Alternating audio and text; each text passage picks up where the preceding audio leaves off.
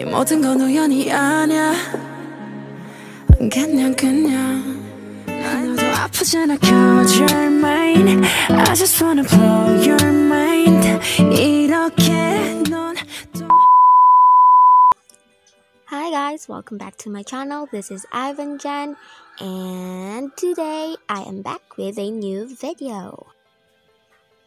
So, ang gagawin ko today is an Ukiyo makeup inspired tutorial. So for those who do not know what Ukiyo is a Yunmin fanfiction story at AO3.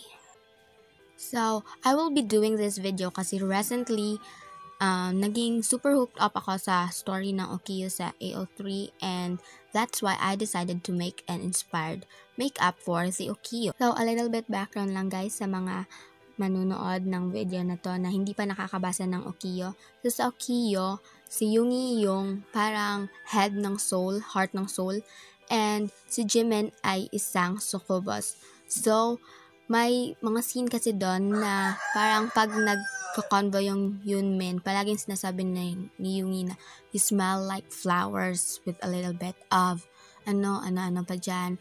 So, that's why today my video is a bit flowery since Jimin inspired to sa Ukiyo. So, what are we waiting for? Let's get started! So, as you can see, nakapagilamos na ako dito and wala rin akong makeup, bare-faced pa. And yung buhok ko nakaayos na rin kasi may purpose kung bakit nakanito yung ayos ng buhok ko. So, let's get started! So, yung first step na ginawa ko is nilagyan ko ng liquid foundation yung mukha ko kasi hindi ako marunong maglagay ng mga primer, moisturizer, chu-chu-chu-chu. So, yung kung ano lang yung available ako and kung ano lang yung alam ko, yun lang yung ginagamit ko. So, yung ginagamit ko dito is liquid foundation from EB. And ito yung shade ko. So, ayan, nilagay ko na siya. So, actually talaga guys, hindi ako sanay na gumamit ng mga beauty blender and mga brush. Kasi aside from wala ako niyan noon, ito na talaga kasi yung nakasanayan ko, yung kinakamay ko lang siya. And ayos naman siya. Okay naman, mas comfortable ako magganito kaysa gumamit ng beauty blender. Pero, since may beauty blender naman ako, edi gamitin na rin natin, di ba?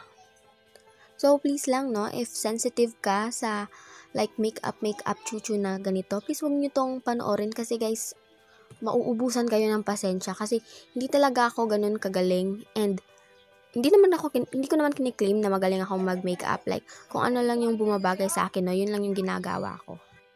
And guys, tip lang, no, pag nag-blend kayo, i-blend nyo talaga siya ng maayos. Yung, parang hindi kayo magmumukhang geisha. Ganun. Ayusin nyo na mag-blend siya sa skin tone nyo talaga. So, after kong i-blend yung liquid foundation sa mukha ko, ang next na ginawa ko is nilagyan ko siya ng powder, pressed powder or loose powder, anything that you have. Nilagyan ko siya para naman hindi siya oily tignan and para powder finish siya. So, yun, nilagyan ko pati yung liig ko kasi ang weird naman if yung mukha ko lang yung maputi, no? Magmumukha akong lumulutang na ulo. Ang weird nun, no? Most kasi sa mga nakikita kong problema pag naglalagay ng ganito is yung maputi lang yung mukha nila tapos yung liig iniiwan na nila. So, magmumukha silang lumulutang na ulo. Which is so weird. Tapos yung damit ko, nagbi-blend in pa sa background. Then, after ko sa powder and foundation, ang next kong ginawa is nagkilay ako. So, yung ginamit ko dito is yung MAC na pangkilay. And, hindi naman sa pagmamayabang guys, no? Pero yung kilay ko talaga is hulmado siya since birth. Charot, since birth. So, ayun, hindi na siya mahirap na kilayan. So, another tip lang din guys, no? For girls na mahilig magkilay since parang usong-uso na talaga ngayon among girls yung pagkikilay is that yung kilay nyo, gawin yung as natural as possible tingnan. Hindi yung parang drawing na parang fake talaga tignan. And also, I used mascara here. Hindi siya brow gel kasi wala akong brow gel. And this is para ma-stay in place yung mga strands ng kilay ko. And mas maganda siya tignan.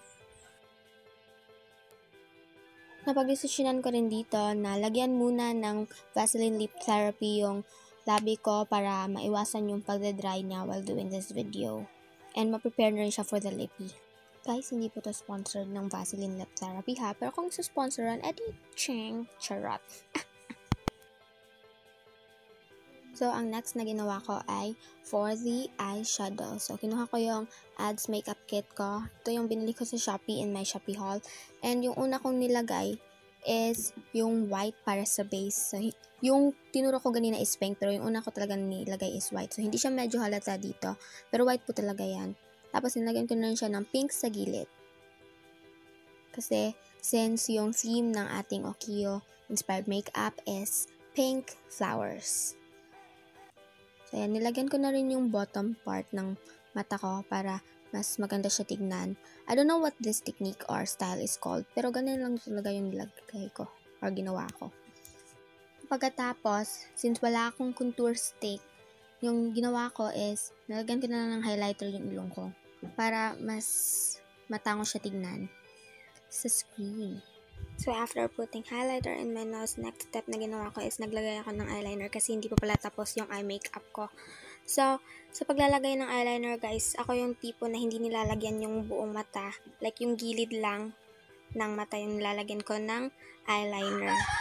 And for this one, 2 wing eyeliner yung ginawa ko. Kasi para mas maganda siyang tignan. And, ito na siya. Charing!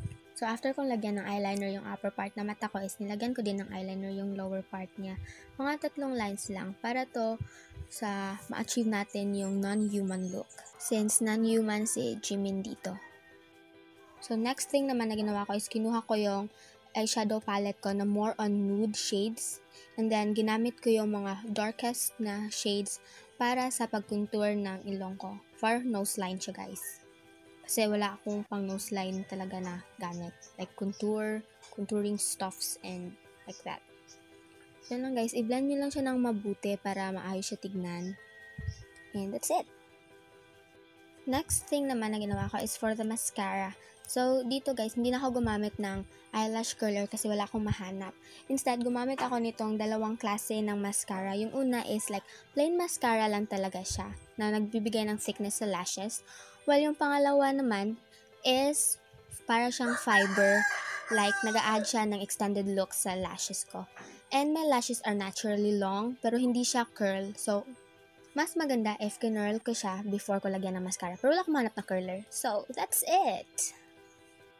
So, next naman is sa lips. Kanina nilagyan ko na to siya ng Vaseline Lip Therapy. Ngayon naman ilalagyan natin siya ng lip tint or lip tattoo. So sa dalawa, pinili ko yung lip tint kasi tinatamad ako magpatuyo ng lip tattoo. So, dyan lang siya sa, ganyan ko lang siya pag nilalagay para may gradient effect. Pero na-realize ko na hindi siya maganda tignan sa screen. So, kumuha ko ng lipstick na ganun na yung shade and nilagay ko siya. And then, to add the final touch, nilagyan ko siya ulit ng Vaseline Lip Therapy for the glossy effect. Pero kung may lip gloss kayo, you can use that. Next is for the blush. So, meron ako ditong palette for the blush ons. Pero hindi talaga ako fan ng paggamit ng mga ganon. So, mas prefer ko yung gumamit ng clay blush. So, yun lang. Lagay yung clay blush sa cheeks mo. And then, since hindi ako fan ng mga paggamit ng mga brush, so, kinamay ko na lang din siya, guys. Mas madali siyang i-blend pag kinakamay kasi. In my opinion lang, ha. So, ayun na siya. So, ayun, nilagay ko na yung blush, clay blush sa cheeks ko. And ito na yung result. So, para siyang yung drunk effect or sun-kissed. So, yan na yung kabuuan ng makeup ko, guys. From cheeks to the lips to the eyes. And then, I decided to put some highlighter sa gilid ng cheeks ko, like that. Pero, hindi pala siya nakikita ng maayos dito sa screen. So, wala rin siyang, hindi din siya naggamit. So, ayun, tinigil ko na lang kasi hindi na naman pala siya nag-work. So, ayun, tapos na siya, guys. But to add the final look, magpapalit muna ako ng damit. Wait a minute. And yung buhok ko pala, ayusin ko pa. So, ayan mga sis, nakapagpalit na ako ng damit. I chose this like na style na damit. And for my hair, hindi pa yan tapos guys. So, tatanggalin ko muna yung mga hairpins na nilagay ko. Kasi yun yung purpose kung bakit ganyan talaga yung style ng buhok ko. Kasi wala akong budget for curler. So, para kulot siya tignan, ginanon ko yung hairstyle. Diba? Effective naman siya ng slight. Kumulot naman siya. Pero nahirapan ako sa pagtanggal ng hairpin nito. Bakit ang tagal-tagal na tanggal? Diba? Take time talaga siya no? So, ayan. Yan na yung buhok ko, guys. So, here I decided to hide my full bangs by pinning it to the back portion para hindi siya sagabal sa pagmumukha ko. And then, that's it for my hair. But then again, this video wouldn't be complete kung walang flowers. Diba, sinabi ko sa intro na this video is a bit flowery. So, kumuha ko ng mga artificial flower parts. And yun yung ginamit ko for my hair. So, nilagyan ko siya ng pen. Like, tinusok ko siya ng pen. And then, yun yung nilagay ko sa mabuhok ko to have that flowery effect. Like, kasi nga, sa description ni Jimin, diba, like, flowery yung smile niya. So, just pin it somewhere in your hair. Ayusin nyo na lang siya sa paglagay para maganda siya tignan.